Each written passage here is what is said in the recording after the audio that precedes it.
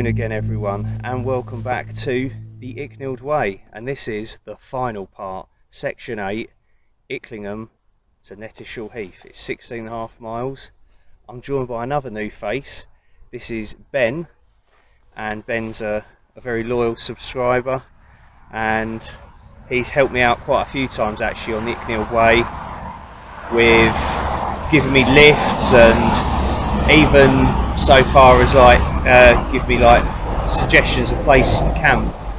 I'm forever in your debt. Pleasure. So I believe you've walked a big chunk of the Icknield Way before, haven't you? Yeah, I've walked from just the other side of Royston, so Sandon, over to Icklingham, and I hope to do the first bit well, as soon as possible, I guess. As soon as possible, yeah. So you get to do this last bit with me as well, so you can extend it to Knettishall Heath now as well. And you've also recently done the Pedder's Way, haven't you? Yeah, at the start of July I did the Pedder's Way with a friend of mine, having been inspired by Tom's videos. Had an absolutely great time. Great walk that, recommend that to anybody. It's good. And of course, to tie that in, the end of the Icknield Way is the start of the Pedder's Way.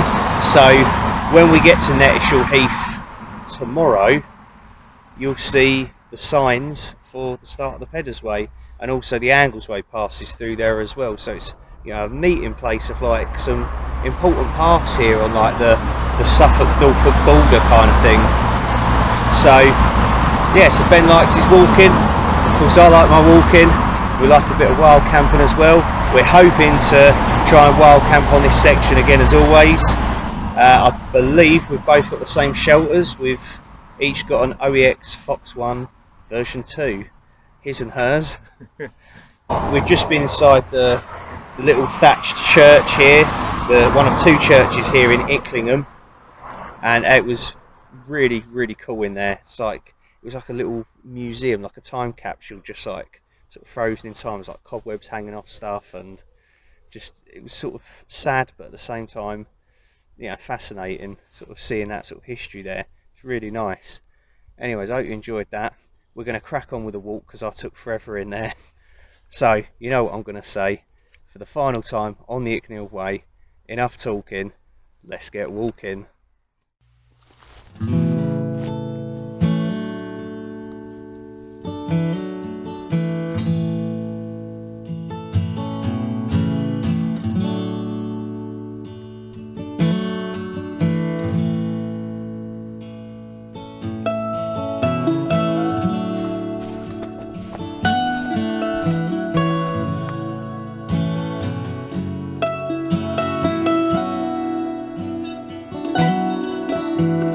Close to the Icknield Way at this point is West Stow reconstructed Saxon village.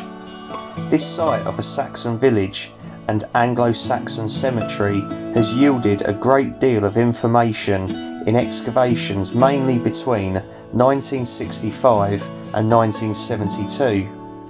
4 sunken floored huts and a wooden hall have been reconstructed on the site, and they give a very accurate impression of what we think a small Saxon settlement might have looked like.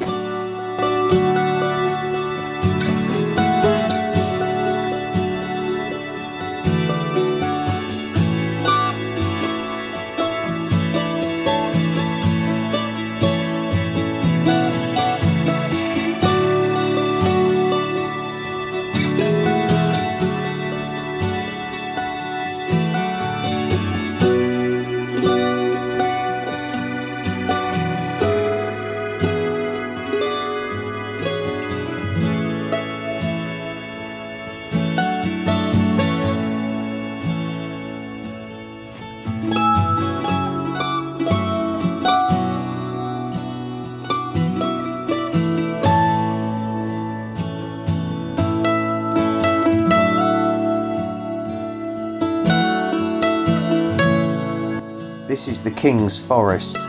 The King was George V, and planting of this forest by the Forestry Commission was begun in the year of his 25th Jubilee. The remains of the landscape can still be detected in places, relatively barren sandy soil, which was the legacy of prehistoric agricultural occupants. Belts of old pine trees and broad-leaved trees were incorporated into the forest, making it more hospitable to wildlife than it otherwise would be.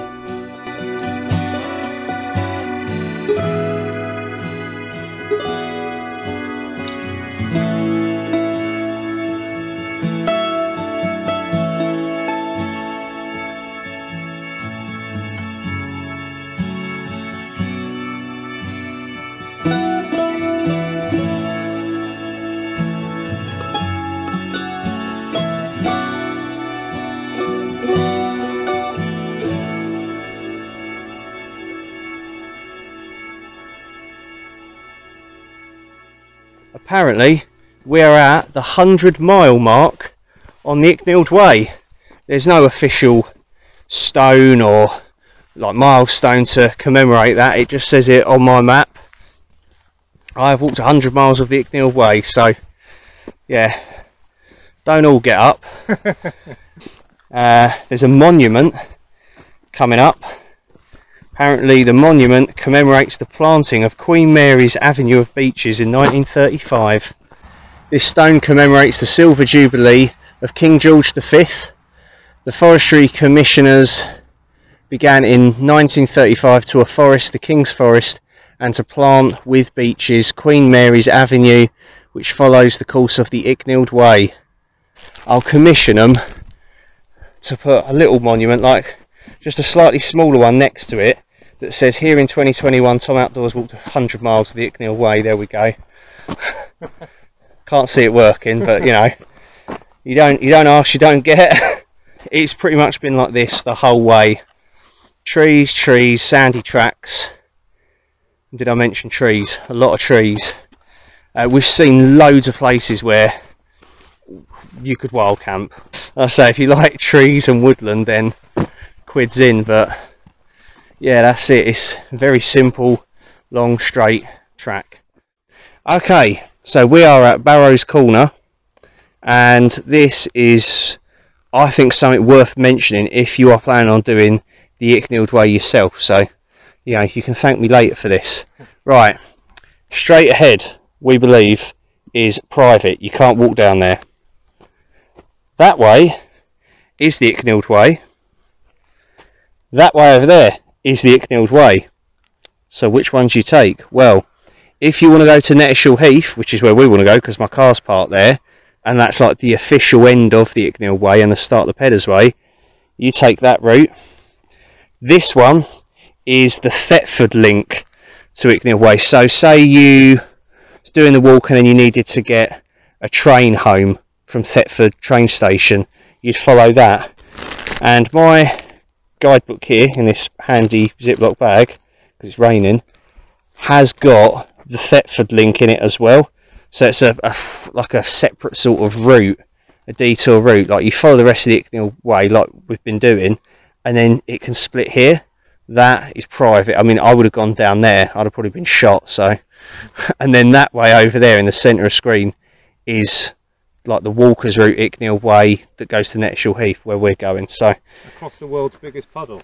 That is the world's biggest puddle ever. Some houses would consider that a water feature, like a pond or something. Yeah, so we're going around that, and then yeah, according to Ben's map thingy, we're going over there, I think.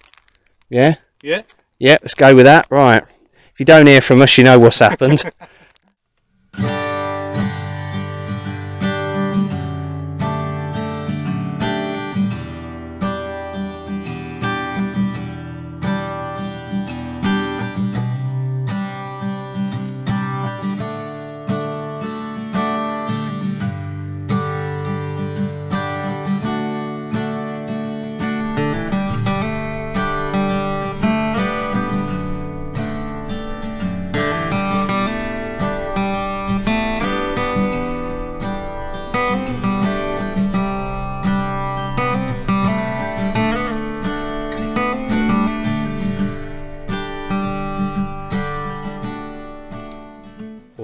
Don't know. Big enough for a donkey?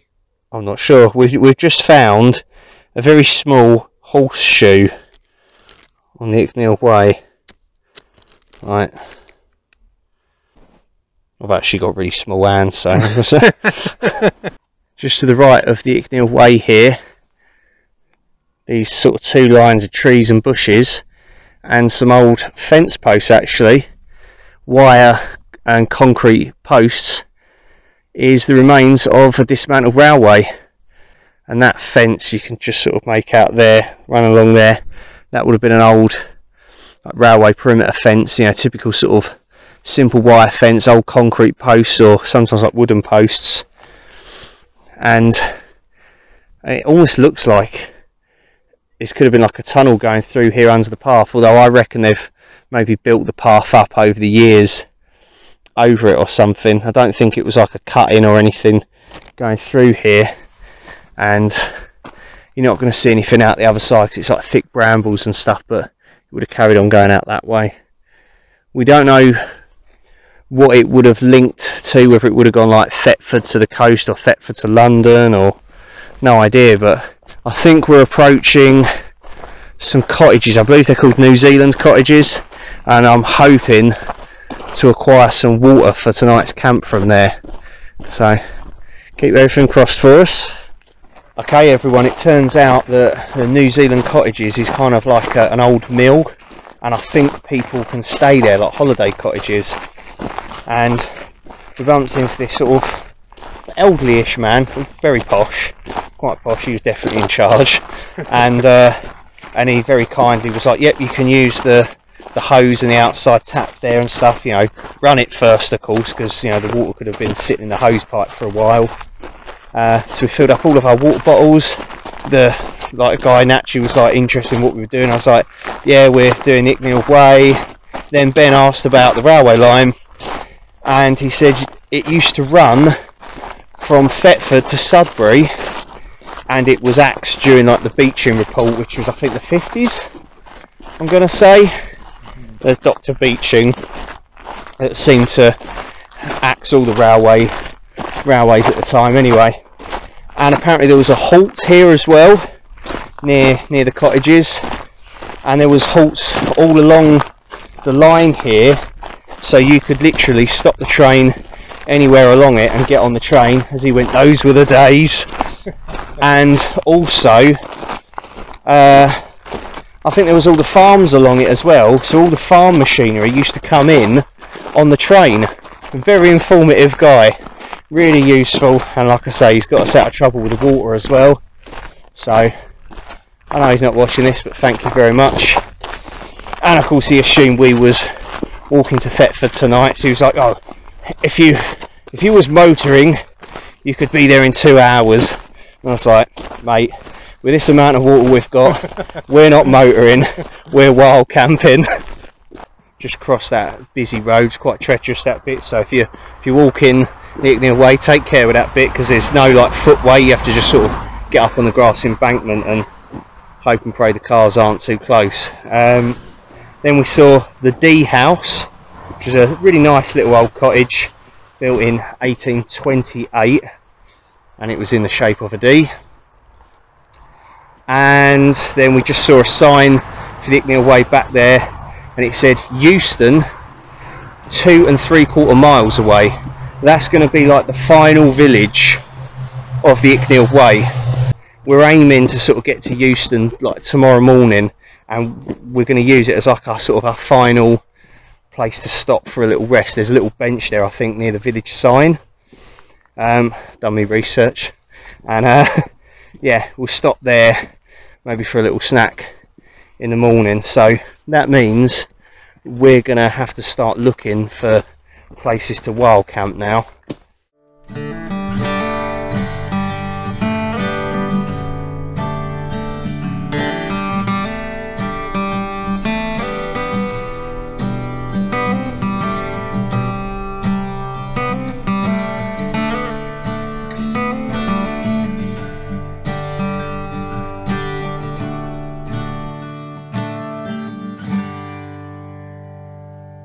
I believe we've found our spot for the night. It's about 5 to 8. We found a little bit of woodland just off of the path, and it looks sort of secluded enough. Completely obscured from the footpath by like this massive hedge and just sort of like bushy stuff and trees, so well out of sight from there. And that's the only footpath really. The other end of the woodland, there's no paths on there. We've checked on the maps. So we've cleared a little spot down here for my tent, and then Ben's got a little spot cleared down here for his tent as well. Like I said, we've both got the same shelters tonight. OEX Fox 1 version 2s. They're nice and low profile, they're green of course, so they should stay out of sight completely. I think we'll be fine anyway. This is definitely a quieter bit of the path. We're going to get set up now anyway. It's still really humid and really muggy out. It's absolutely sweating. It's definitely not cold, that's for sure. We'll see what happens with the weather later on, if we're forecast any rain or not. I hope not, but we'll see anyway. So let's get the tent set up.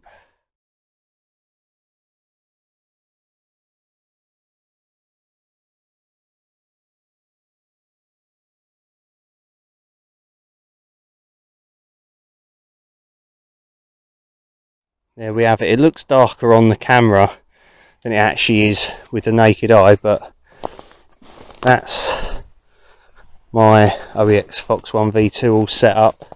I just got to get my stuff over the back inside now. Ben's just doing the guy lines on his. Used it on the Pedder's Way, didn't you? I did, yeah. Did. Good. Really liked it. Nice little compact tents, isn't they? And for the money and the weight of it, I don't think you can do much better, really. It's pretty decent, yeah, definitely.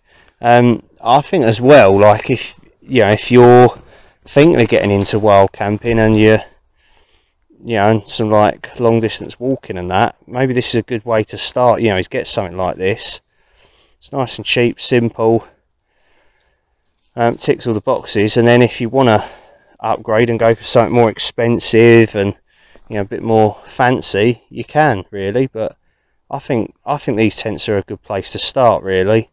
Yeah, it depends on how tall you are, of course, as well. If you're like really tall, like Ben, how tall are you? Yeah, I'm 6'1", and I've got enough room in this. You can fit in it, yeah, exactly. So there's a little bit of extra space down the end. There you go. So maybe if you're, I don't know, 6'2" and above, 6'3", 6'4", like really tall, you might struggle. But I think really most of us should be all right. The stove's on. It's the same as before. The little mini alcohol stove that my mate Hambo made for me. He made me two of them. That's the bigger of the two. Little wire pot stand that he made. Tin foil. Outkit titanium pot. I think it's the 650mm size. The big windshield. And a little Outkit 400mm titanium pot. I'm going to have a pucker, wild apple and cinnamon with ginger herbal tea. For din-dins tonight, I basically raided the local Decathlon and got myself a mashed potatoes with minced meat. I've had that one before. It's basically mashed potatoes with tiny bits of meat in. So it's like nice hearty food. For dessert, I got raspberry crumble. I've not had this one before and I'm quite looking forward to trying that out, but they give you the tiniest portions ever of those, but that's alright. And then for the morning, I've got chocolate muesli, which is alright. I've got an abundance of herbal teas in said IKEA pouch here. Look, see now this, right, I've got a bone to pick with the ultralighters here. Okay, Cuban fibre, still nylon bags. You don't need them. Like they look nice and all, but you can get by with like IKEA or whoever's Ziploc bags. This is perfect. If I damage one of these, it's no biggie. I'll just get another one. And also, you could, in a pinch, of course, use these to collect water with if you had to. If you're into your survival stuff. The pills, don't worry, nothing sinister. It's stuff to help me sleep. That sounds worse, doesn't it? We'll just move on from them. You know, they're just health and fitness supplements, people. That's all. You know, honestly, there's no Bulgarian weightlifting pills here. Okay, nothing banned on the continent. I've got a hot chocolate. That's for bedtime later. And then, Luke, my man, you're gonna love that. Look at that. I saw these and thought of you. Romney's chocolate covered Kendall mint cake. You can't beat the chocolate covered ones, mate. They're all good, but I just bought like a box of, I don't know, 12 of them or something. There's a Penguin classic protein bar in there. That's it really. That's my grub. The cider. Started on that without you. I think I've had this one before. I have, but I don't know if I'm pretty sure I've reviewed it, most likely. Auska, so it's from Aldi's, so it's cheap. Guava, kiwi and lime, and this is 4%, and it's a generously sized 440ml can. I ran out of 330ml, so I was like, I'll bring one of these along then. Double the fun. And Ben has got cooking set up.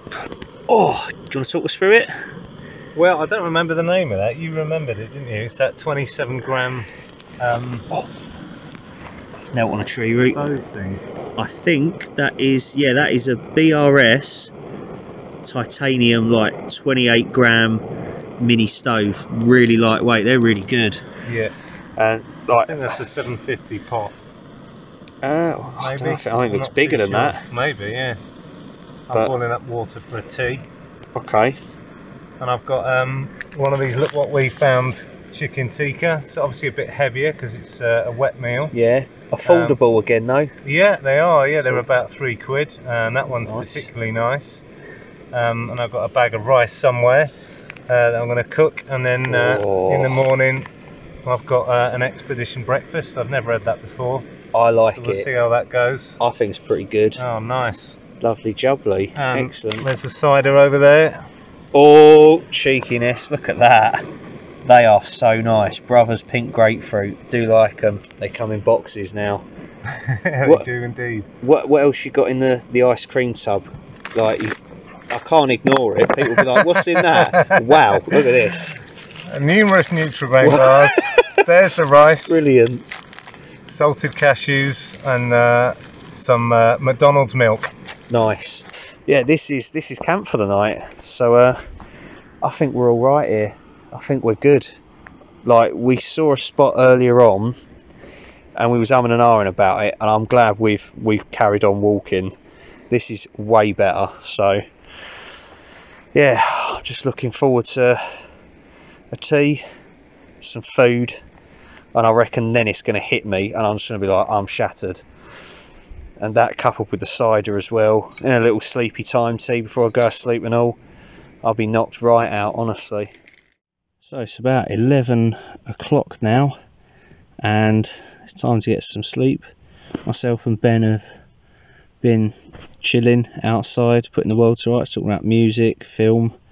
We're both in our respective OEX Fox 1 version 2 tents now, his and hers, and I've got to say it is really, really warm in here. It's really humid. I think with some of the stuff I've bought, I mean, I went still light on like the extra clothes. I've probably got enough here to get me through winter still. I'm not going to need half of this stuff tonight, I don't think. What's it like in yours, Ben? Warm? Oh yeah. Really warm? It is warm. Not too warm, it's nice. Oh really? Oh blimey, I'm absolutely cooking in here. I mean, this thermal top, I think I'm going to have to take that off. It's too warm for that. I've got my summer bag though. The mashed potatoes and minced beef was good as always. At first I thought I'd put a bit too much water in it. And then sort of once it sort of rehydrated and that, it was all right. It probably could have been a little bit sort of thicker, like, but I wouldn't say it was runny still. It was nice, really nice. I ate all of that. and then the raspberry crumble. Now I did put too much water in it. It said 25 ml of water, hot or cold, and it said it's hard to dose 25 ml of water, so use your tablespoon. Like, you carry a tablespoon with you when you go wild camping, didn't you? As Ben pointed out. But it said, you know, it's about 4 tablespoons. I probably should have just used my sport, which is like a teaspoon, and you know, maybe 8 of those, but I just couldn't be bothered. So anyway, poured a little bit too much in that. Tasted very nice. The raspberries were definitely real, like, raspberries, and, like, you know, you could see they're all like dehydrated at the top, like whole raspberries. They were really nice. I would say it tasted more of just raspberries than it did like crumble. There wasn't a lot of crumble in it. And where it was, as I say, quite runny, basically at one point I just stopped spooning it out and just drank it like that, and that was still nice. So we've probably got, I'm going to say, about 5 miles. Ben, what do you reckon mileage we've got tomorrow? Yeah, it's 5 miles, I reckon. You're absolutely right. 5 miles, we reckon, yeah. I think we've passed the 105 mile mark, like, of the entire Icknield Way, and I think it's about 110 in total. So yeah, about 5 miles to go, which is pretty cool. And yeah, it's going to be the final wild camp of the Icknield Way, the 8th night, as Ben called it. And it's been good, you know, it's been really good fun. And yeah, it's nice to end it with a good one. Get up at 6:30, 5 miles left to do. Celebrate at the end. I know there's a milestone at the end, and there's like there's the finger post there with all the different like long distance routes on, so we'll get photos there and stuff. And I've got my Essex flag with me, so that's gonna be cracked out, definitely.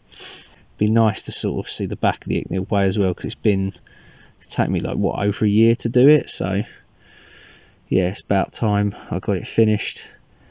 And then I'll no doubt start looking at all the other long distance routes I've got to do, because there's loads and I can't wait. And to be honest, I'm already looking at them. I'm not going to lie. You know, I'm already planning stuff. The excitement. So, right, need to get some sleep. It's been brilliant. Say good night, Ben. Good night. Enough yawning. I'll see you in the morning. Night, everyone.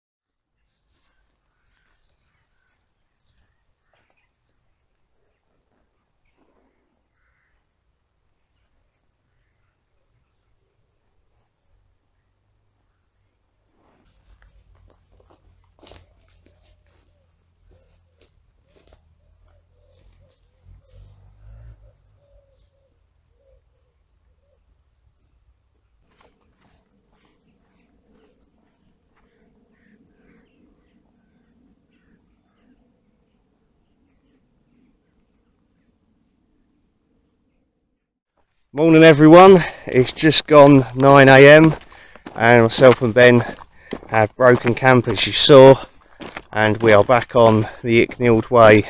This is going to be the final morning of the entire Icknield way. That was the final wild camp. It was a good little camp last night and we both slept well, didn't we? We did, really we did. Good. No rain at all. No rain, really no. Lucky. It was good. Tents we're happy with. They were good, weren't they? They were, yeah, really good. It was really warm last night. It took quite a while to cool down, so I sort of like draped my summer bag over me. I think Ben sort of did the same, and yeah, it just kind of it sort of throws into context really.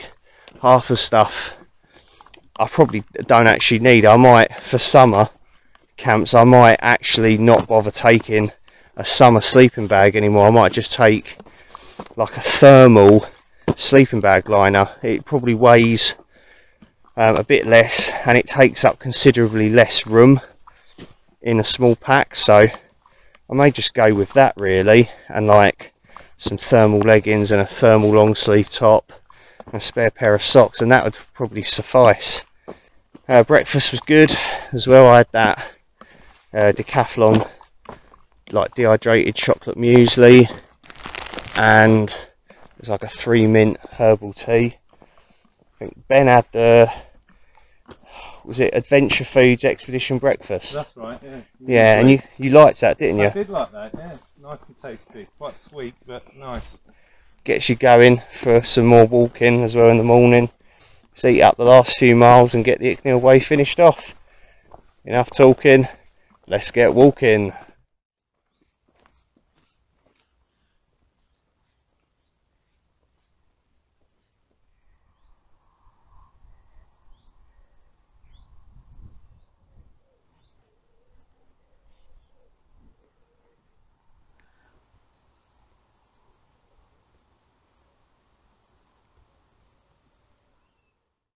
Right, this has got nothing to do with walking or camping in the outdoors, but me and Ben have just been chatting away about music and stuff again, and it turns out he has been to see the band Nirvana, the legendary band that is Nirvana, probably my favourite band of all time, by the way.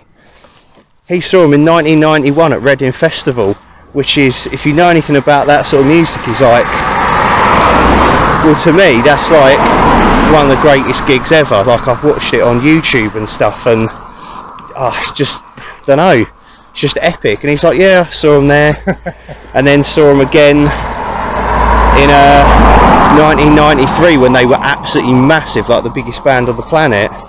Turns out he's a bit of an alternative rock fan, it sounds like. I'm like, he's talking about bands that like I thought only I'd heard of, you know, like, and you sort of like, I'd list bands to people sometimes and they go, Tom, who the fuck is that? Honestly. And yeah, pretty cool. Anyway, yeah, I know nothing to do with, wait for these to go past, nothing to do with the channel or anything, but I just thought that's pretty cool anyway. So yeah, lucky bastard. Ah, there's a sign. Euston. There's the bench. Ah, there's the famous bench. Right, we're going to stop there for a break then. That was a bit sooner than planned. I don't feel like I need a break, but why not? Let's just do it anyway and talk more about bands that I wish I'd seen that Ben's probably seen.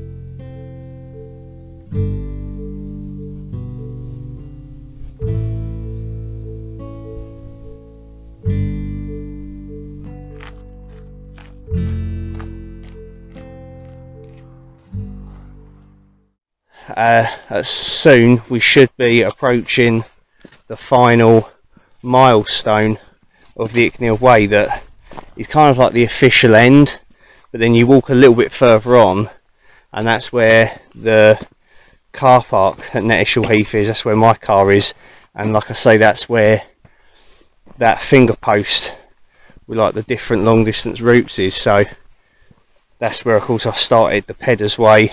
We'll sort of say that's the official end for us there, but I'm looking forward to seeing this milestone. There's not been many on the whole Icknield Way. I think there's only been 3. This is completely overgrown. We was walking along here thinking, where's the milestone, where's the milestone, and it's literally tucked in there. Come on Icknield Way, sort it out. But look at that.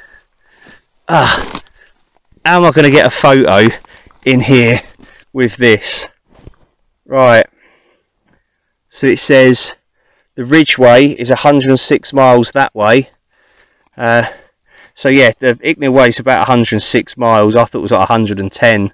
So it's 106 miles to the end of the Ridgeway, because they all link up, and then the Peddars Way is that way. So that's pretty cool. So apparently this is like the official end, but I think I'm going to treat the, like I say, the finger posts in the car park as like the official end. But yeah, as Ben said, if you'd have blinked, you'd have missed it. We literally nearly missed that.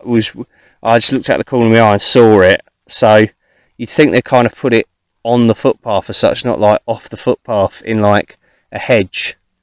But yeah, pretty cool. Let's touch it. Yes!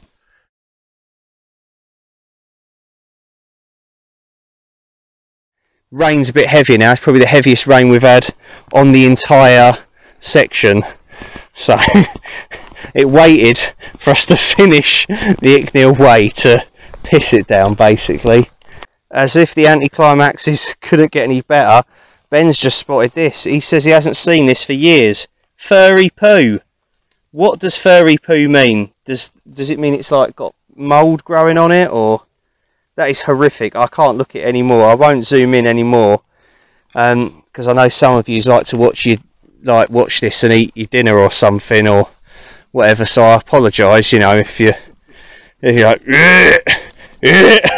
but anyway, yeah, furry poo. There we go. Here we are, a common plague in the English countryside. People that feel like, oh, if I pick up my dog's shit and put it in bags and hang it up somewhere. That's actually what it's there for. Is that actually what it's there for? To avoid carrying full dog bags along your walk, please hang them here and collect them on your return to the bins in the car park. But no one does. And these clearly have not been collected. No. I'm sorry. What a stupid idea. Just have more bins. The smell's horrific. I just kicked up. Oh, I just can't see the point. It's just like people are that lazy. You shouldn't have a dog then. Dread to think what you're like with kids. You know, if you can't look after a dog and you can't like clear up after it. Anyway, this video's going like into a bit of a rant now. It's just like, you know, it should be a moment of celebration and happiness. And there is the car park. So there you go. You get a rant at the end of the Icknield Way about dog poo. Yeah, no, sorry about that. With a stench of poo. God. And a pointless hanging post. Yeah, no, that's a horrible idea. I think that's the reaction to people hanging them on trees, isn't it? Yeah, it's like instead use a post, and it's not like they're saying staff will come and collect them. It's like on your way back. Yeah. So assuming you're going to be coming back this way, you collect them. It's like, I'm sorry, most people are just going to leave them there. Yeah. Head over to here, the car park. Then go past my car. Hopefully it's not been towed or had the wheels nicked off of it. There's my car, lovely jubbly, it's still there, and there we go. Yes! So the Peddars Way is that way, and that is 46 miles from here at Knettishall Heath to home next the sea in Norfolk on the North Norfolk coast. 46 miles. I have walked that one with my mate Rob. I will try and include a little link somewhere here. so you can watch those videos. The Icknield Way, which we've just done, 105 miles. It said 106 miles back there. They're making it up as they go along. To Ivinghoe Beacon in the Chiltern Hills in Buckinghamshire, and the Angles Way. We've realised we think this is a link. Like the Angles Way, I think starts from here, but if you're getting here by public transport, like a train or something, you get to Thetford, and then you can like follow like a 15-mile route, I think, that brings you to here, and then you can do the Angles Way, which of course is 77 miles to Great Yarmouth. Wouldn't mind doing it, I'm not going to lie, it's on the card, so it's a possibility. Yeah, that's pretty cool. We've reached the signpost, and of course this is where Ben started the Pedals Way when he did it as well. Yeah, so, back in July here. So you've linked this up as well? Yeah. Brilliant. Feels good. Feels good. Nice one, mate. Well done. Yeah, well done to you, linking up so much. Thank you very much. Yeah, so I have now linked up the Icknield Way to the Pedals Way, to the Norfolk Coast Path, the Suffolk Coast Path, the Stour or Stour and Orwell Walk, which is like the last bit of like the Suffolk coastline, the Essex coastline, all the way round onto the sort of Kent coastline. So Dartford to Gravesend I've done. So I've linked basically from Ivinghoe Beacon in Buckinghamshire. I've now linked all the way along there, along the East Anglian coast, all the way round to Gravesend in Kent. I don't know how many miles it is, but it's been done over a lot of years, and I want to, as I say, try and do an entire loop that links it all back up again. So yeah, I'll talk about that another time anyway. Pretty cool. I'm really pleased with that. Excellent. Let's go and have a feel of that wood. Yes, come on. And there we go. Essex flag, proud people. Brilliant. So that's the end of the video. We're just sat in my car at the moment just because it's started raining quite heavily out there, and I didn't want the phone to get any wetter really whilst filming. So I'm going to take Ben back to Icklingham to pick his car up. It's been an absolute pleasure doing this section and doing the entire Icknield Way really. Like at times it has been a bit tedious and tough. Like I think the second half there was bits that I was like, this isn't the best long distance route, but overall it has been brilliant.